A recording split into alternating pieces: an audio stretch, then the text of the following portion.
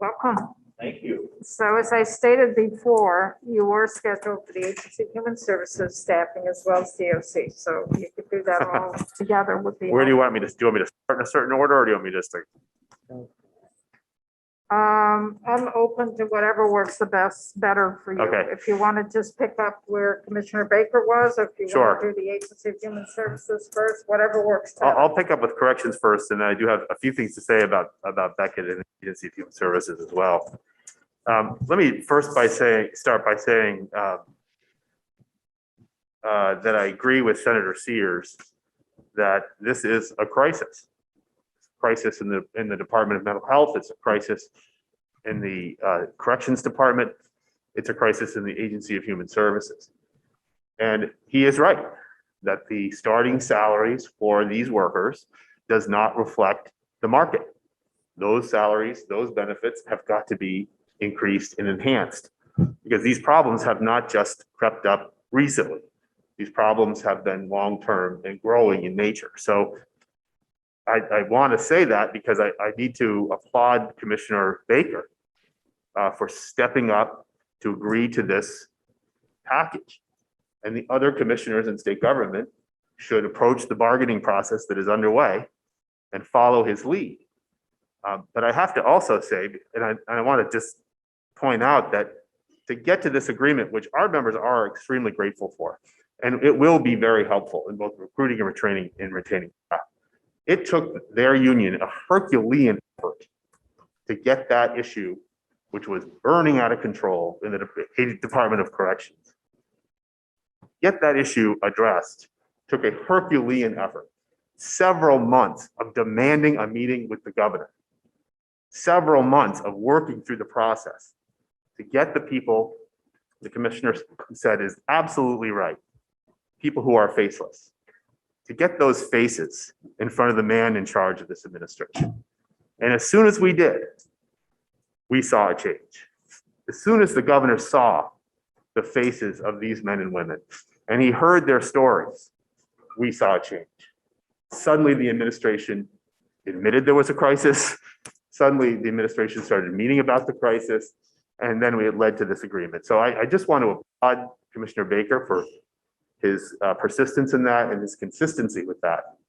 And I want to thank the administration for actually listening to what people had to say and making that transition. But I will say that this agreement really is just the beginning. It is, I think, a very generous package, and it is going to be very effective. But I think it's just the start of where we have to look if we want to address the crisis in corrections long term. And that includes looking at the retirement package of correctional officers in Vermont. And Vermont is sort of in an island. You're in Massachusetts, New York, or New Hampshire, you get a 20-year retirement at age 55, like a law enforcement officer does in Vermont. You don't get that here in Vermont if you're a correctional officer. And that is something that the VSEA feels very strongly needs to be addressed. I understand that's going to add to the cost of retirement. But if you think about the millions and millions of dollars that are being spent on overtime and the millions of dollars that are being spent on operating the system with people who are exhausted, that is an investment that is worth making. I also want to address, I think, something that our members, and I just want to say that before I come to testify in hearings like this, we ask our members, what do you want me to say? What should I say? What can I say that you don't think you can say, or you don't have time to say, or you don't feel comfortable? And they said a couple of things. And the first is sort of an elephant in the room, and that is the culture of the Department of Corrections and the disconnect between managers and frontline staff. It's not just about money. Money is an important component in the retention of the staff, but it's how valued those staff members feel and how heard they feel. It's the working conditions that they come to every single day. And I think our members have said that while they appreciated the legislature spent an awful lot of time on a report that the administration paid hundreds of thousands of dollars for about one facility based on one news article of allegations that were made. But in that process, never once answered the question, how is it that a facility like that has 6 superintendents in 7 years? What happens when you have 6 superintendents in 7 years? Why wasn't that part of the investigation? And so our members think that legislature needs to have a special focus on the management structure and the culture of the Department of Corrections, including answering that question. Why does a facility have 6 superintendents in 7 years? What happened? Where did those superintendents go after they left that facility? Because ultimately, it's the superintendent who's responsible for what's happening in the facility. Now, to be fair, I think there's also a lot of questions about the growth of central office and the size of central office, especially in light of this crisis. And it's really incumbent upon leaders to lead. One of the things our members would like to see, and the commissioner will follow our lead, we have seen some members of the central office management staff volunteer to work in the facilities during this crisis, but we think the commissioner should assign those managers to work in the facilities, not just to help out with this crisis, but to see what the impacts of their decisions in Waterbury are in Springfield or in Marble Valley or CRCF in South Burlington. To build a team where people appreciate each other and can see that we're all on one team. And that is something that I hope, and we have asked the commissioner to do, we hope the commissioner will. It's also essential that the governor take charge of this issue and take charge of it as soon as possible. This is a crisis. And he really needs to look at this like it were a flood or a major snowstorm. We've asked the governor to arrive unannounced at facilities, at least one facility. And I know he did go to the academy, which is in great need of upgrade. We need to get a professional academy that isn't in an industrial park next to a producer of salad dressing. It needs to either be at the Windsor facility in Springfield, or it needs to be brought to the facility in Pittsford, or something more professional needs to be developed. So we appreciate that the governor went there, but the governor did not have unannounced on 3rd shift in Springfield to see what's going on there at 3rd shift in Springfield. He hasn't been to CRCF. He hasn't gone and said, I want the managers out of the room and I just want to talk to the front line of workers. And this is ultimately the governor's responsibility. This is his Department of Corrections that he has been hired to operate. And so we encourage the governor to do that, and also to create a direct line of communication. It's not just the commissioner, because I appreciate that the commissioner does have these Wednesday town halls.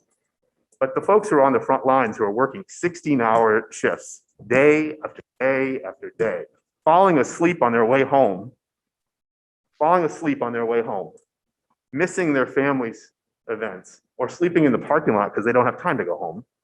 They deserve to hear from the governor every single week about what he is doing to solve this crisis.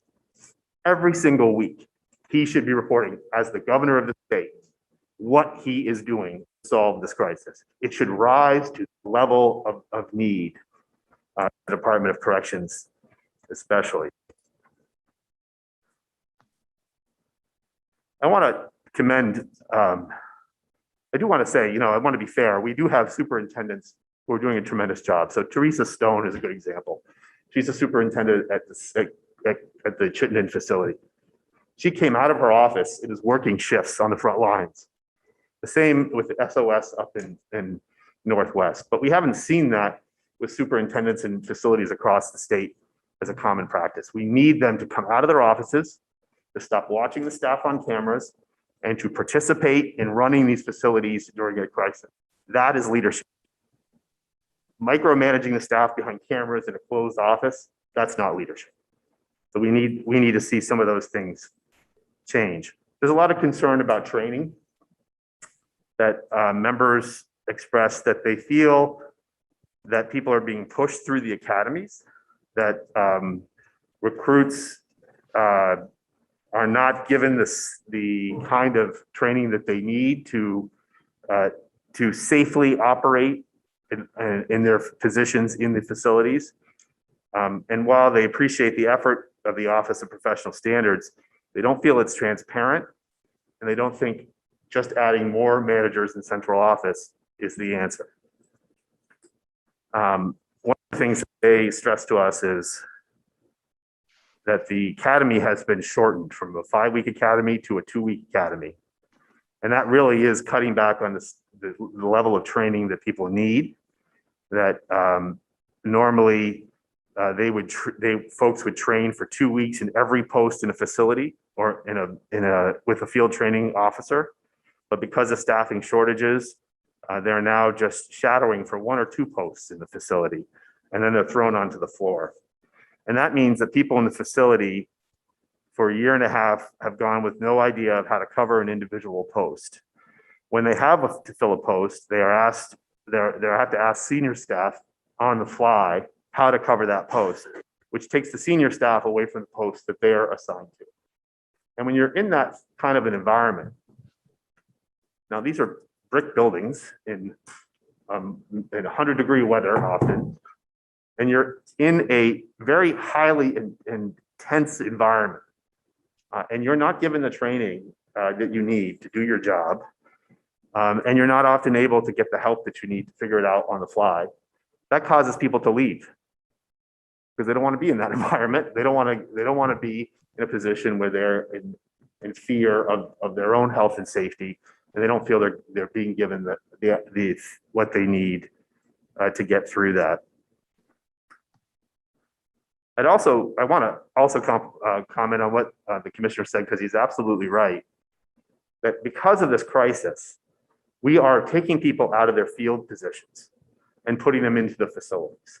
It's not often what they signed up to do or what they had done, but they're doing it. Many probation officers are volunteering to take overtime shifts, even though managers in central office haven't been assigned to do that.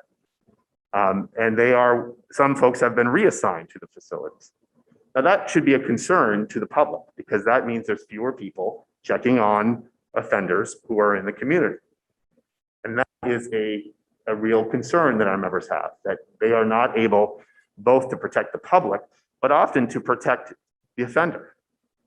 You know, I had a discussion with someone who was very disappointed because he was in a facility covering during the staffing crisis, and he understood why he was there, but what he was upset about was on his voicemail, there were 2 voicemails from a young offender who he had been working with, who just moments after those phone calls overdosed and died. That's going to keep happening in our communities, because these probation officers are often the lifeline for these offenders. So it's not just the public safety that's at risk, it's also the offender safety if we don't get the staffing crisis in the facilities under control. So Steve, I'm looking at the time, and I know that it looks like you have quite a bit of testimony. I know that we're running a little late. And we do have DOC scheduled again after lunch. So I'm wondering if you could finish up your testimony within about 5 minutes, so that at least we can have a half-hour lunch. Okay. So if you could transition to the Agency of Human Services. I'd be happy to do that. Just to sum up, I guess what I would say is the commissioner should get credit for his leadership in working with us to get to this agreement. Other commissioners should take the lead. The governor needs to step up and be more aggressively involved in this emergency, in this crisis. Our members need to see that from him. And there's a long way to go before we actually solve this problem in the long term. So if I can interrupt here, and I know I just said, but sum this up, I cannot let this by without at least referencing legislation that occurred this past session and became law. It really was starting to address the culture within the Department of Corrections, the retention of our correctional officers, and also responsibility from within central office, as well as folks who are working within our correctional facilities. We put in a Department of Corrections Monitoring Commission, which, and I'm going to read right from the law, which is to provide advice and counsel to the Commissioner of Corrections with regard to the Commissioner's responsibility to manage reporting of sexual misconduct, promote adherence to anti-retaliation policies, ensure overall policy implementation effectiveness, improve the transparency, accountability, and cultural impact of agency decisions. This is done as an attempt to start working within the culture of DOC and turning it around. We've put in legislation, it is not the law. Mhm.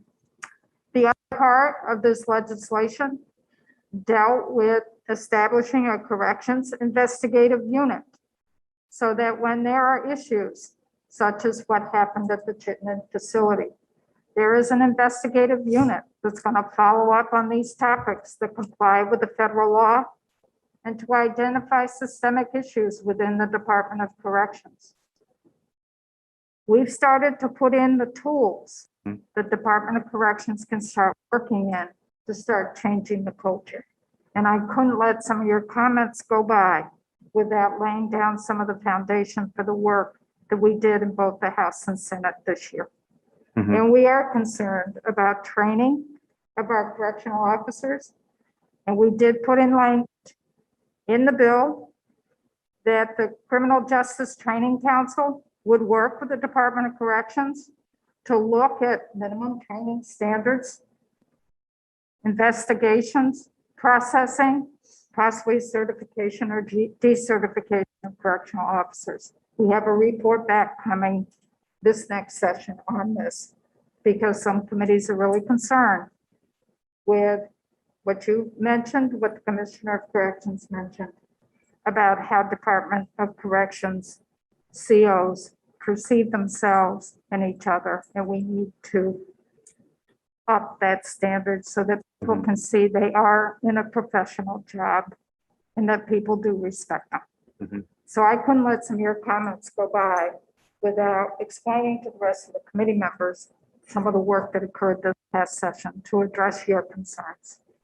Well, I appreciate that, Madam Chair, and I would just say that our members really felt and feel that the legislature needs to take a significant look at the managerial structure of the department. And you testified to that effect in our committee Yes, on this bill. and that it's not just a focus on the COs, but also a focus on managers. And for instance, should superintendents be in a collective bargaining unit? Should there be a way to protect superintendents who want to speak out but are afraid of retaliation from central office? That may be a reason. That's an issue that should be looked at because we find that's right now the perception is superintendents are there to impose the will of central office, and instead there's not a view from the front lines that in every case, there's some exceptions. I'd mentioned Superintendent Stone showing great leadership, but it's not in every case. But the perception is that they're there to implement what central office wants, regardless of what the front lines. And it's ultimately the frontline workers who are standing there before violent offenders and are having to deal with people who are committing suicide, who are fighting, who are doing whatever they're doing. So what we would like to see is a bigger focus on the managerial structure of the department. And now that there may be a new commissioner soon, you never know, it's maybe a good time to look at that structure and say, what can we do to break this culture that keeps information from flowing both ways in a way that the workers feel they're not being attacked by what's happening either in the state house or what's happening in central office. So those are further conversations for when the session begins. Sure. So can you quickly just talk about the Agency of Human Services so that we can get into it? Sure. I think generally I think what's really important in whether it's corrections or AHS, the most critical component in whatever the legislature is trying to do are the people who are hired by the state to do it. And that's really why there needs to be a significant focus on those employees and investing in those employees and compensating those employees and appreciating those employees in a way that feels to them like real appreciation. One thing that really does need to be, so I would just say that in general, across the Agency of Human Services, it's what you've heard so far is not different from what our members have said, which is that departments and offices are chronically understaffed. that this understaffing dramatically impairs the work of the state of Vermont and the well-being of the Vermonters that they serve, often people who are at risk, and that the understaffing is costing the state of Vermont millions of dollars. Traveling nurses are a good example of that. Overtime costs and corrections are a good example of that. Federal work in the Department of Health that can't be done because they're being redeployed to other issues is an example of that. Our members in many departments feel this pressure, but it's probably no more acute than in the Department of Health, which has led this state successfully through at least one major round of COVID and through another one, better than any state in the country. And they feel exhausted, and they feel disrespected, and they feel that they are not being heard. So when they speak out, and when they warn the public that more needs to be done to keep them healthy and that they may not be getting that from the political leadership, rather than being applauded by their commissioner, they are chastised by their commissioner.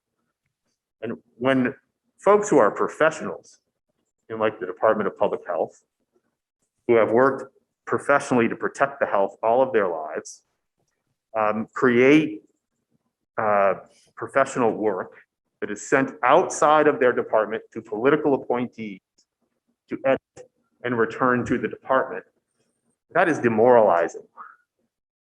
That is saying we don't believe that your professional opinion is as important as the political narrative we're trying to sell, whether it's on COVID or whether it's on any other issue. So you have understaffing, but you also have the way in which people are being treated. People are being asked to do their regular responsibilities in the Department of Health and in other departments and COVID-related responsibilities. And there's no effort by the commissioners in many of those departments to do what Commissioner Baker did and recognize that and try to find a way to both change the culture, but also provide the compensation and recognition that people deserve. Now, you can have, it's nice to recognize people and say you support what they do, but it's really not your words that really matter to state employees, it's your actions. It's what you're willing to do to show them you support, not just that you say you support. That's sort of widespread across the Agency of Human Services. And I would just say on Beckett, I think our concern with Beckett is not so much will they take employees from other facilities, but will they be able to find employees at all? And will they be able to keep employees? Beckett has never done what they're being asked to do. They've never done this. And in the past, when they had youth who were at very high acuity levels, they returned them to Woodside, where the professionals nationally recognized by the Department of Justice provided therapeutic care for those individuals, and then returned them to a Beckett facility. Our members in DCF are very concerned that really the idea of Beckett is out of sight, out of mind. But as long as Beckett can keep these cases out of the press, keep lawyers out of the courtroom, and keep employees from being able to tell the truth in the State House, the management of DCF will be happy. And they feel that that's really why there was such a push to privatize this facility. The current DCF situation in DCF suggests that they really don't care about what the frontline workers are saying. Because right now, our go-to for these youth, the system of care that we have right now as we wait for this Beckett facility to come online, is that children are chained to chairs in police stations for hours at a time. St. Albans and recently in Newport. They are chained to chairs, and that is how the state of Vermont is taking care of the lack of a Woodside facility. We have children who are being watched at DCF offices. They're being driven around in cars by family service workers because there is no place to bring these kids. The Sununu facility requires an 8-day legal process in a judicial system that's also in crisis. So that's not even really an option. So our members are really concerned that we've created a bifurcated system, very much similar to the mental health system that Senator Sears referenced, where you have private employees who now don't have a union, cannot speak out, probably will not have the same wages and benefits as state employees, just as we have in the designated agencies. And there will be a fierce competition between those employees and those who have a union, which have won hard-fought benefits and hard-fought wage increases at the bargaining table. So it's really, I think, for us, as we look at that, we have a real question about whether they'll be able to staff that facility at all. Because remember, privatization only works. It only works. It only works when you save money on the backs of the workers who are now going to staff the private facility. That was what motivated this whole discussion. So that's what our members really feel about the Beckett facility.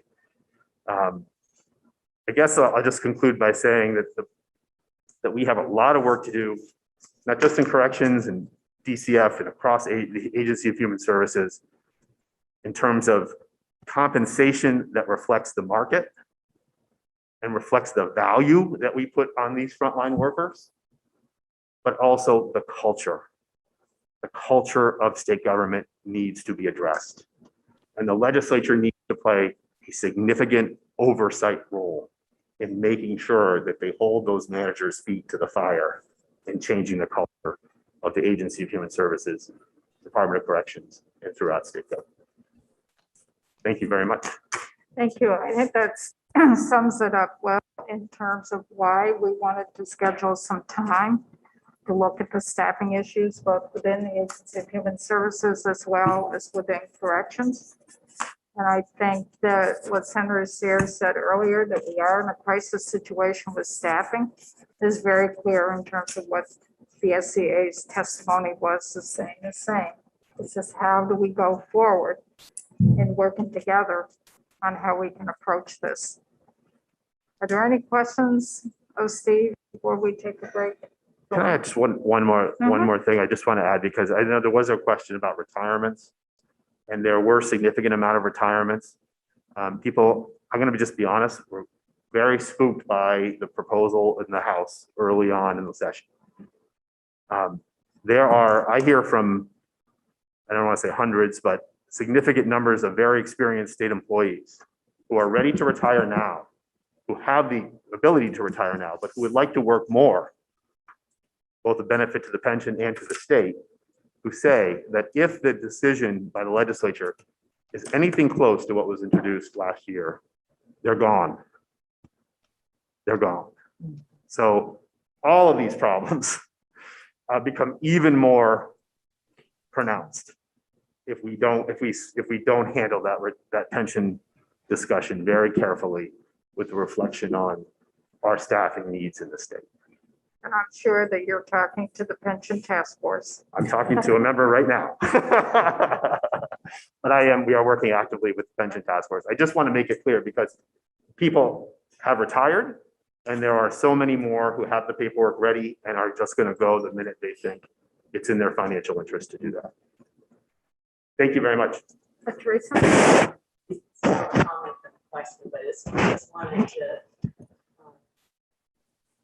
add to what both your commissioner and what we're hearing from Mrs. Howard, that this issue is across the Agency of Human Services, and we don't hear about it in departments like Dale, for instance, but Department of Disabilities, Aging, and Independent Living, that they've been through 10 different directors in 12 years in one position, and that's wreaking havoc in the system. Yeah. And the impact then again with the contracted providers that are really doing the frontline work, like designated agencies and area agencies on aging and stuff like that. So this, the chart that the Deputy Secretary presented is really sort of glossed over, frankly, from my perspective, the depth of the issues that we are seeing. just point to the Department of Human Resources does a survey of state employees. And part of the survey is a measurement of their morale. And if you look at the most recent survey, you'll see that across government, the morale of state employees is declining. It's pronounced in the Department of Corrections. Usually it's the Agency of Education and the Department of Corrections that are the worst. But across state government, you are seeing that morale of state employees go down. And that's a recruitment and retention issue that deserves significant amount of attention. And I'll give a plug for that Corrections Monitoring Commission is looking, the language we put in is to look at that survey. Incorporated that. Thank you very much. Thank you.